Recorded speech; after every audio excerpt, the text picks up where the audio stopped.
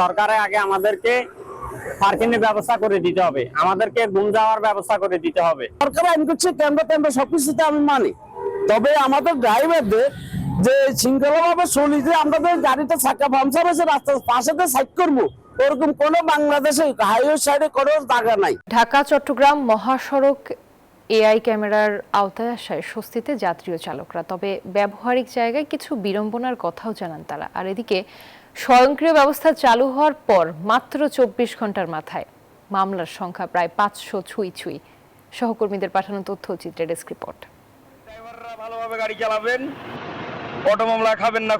দেশের অন্যতম ব্যস্ত সড়ক ঢাকা চট্টগ্রাম মহাসড়ক এবার এআই ক্যামেরার আওতায়। শৃঙ্খলা ফেরাতে চলছে মামলাও।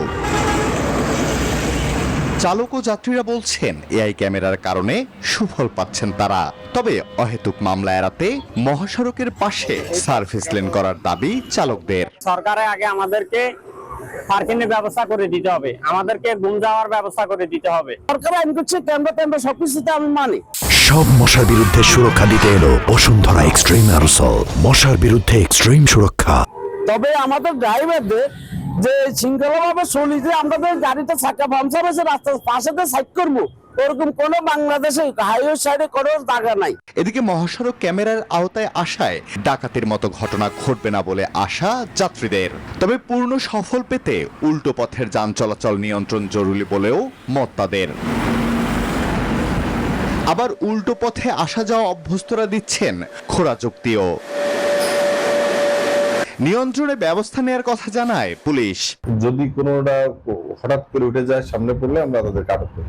ওভার স্পিড করলেই অটো ক্যামেরায় মামলা হচ্ছে এবং সেটাও অনেকটা কমে গেছে এবং গতকাল থেকে অর্ধ পর্যন্ত এখন পর্যন্ত তেমন কোনো দুর্ঘটনারও সংবাদ আসেনি। অতিরিক্ত গতি, নির্ধারিত লেন না মানা, বিপজ্জনক ওভারটেকিং, উল্টো পথে চলাচল ও অবৈধ পার্কিং সহ বিভিন্ন ধরনের ট্রাফিক আইন লঙ্ঘন শনাক্ত হলে সঙ্গে সঙ্গে ডিজিটাল মামলা দেয়া হচ্ছে। মঙ্গলবার উদ্বোধনের পর থেকে রাত 12টা পর্যন্ত 428টি মামলা হয়েছে। Desk report, news 24।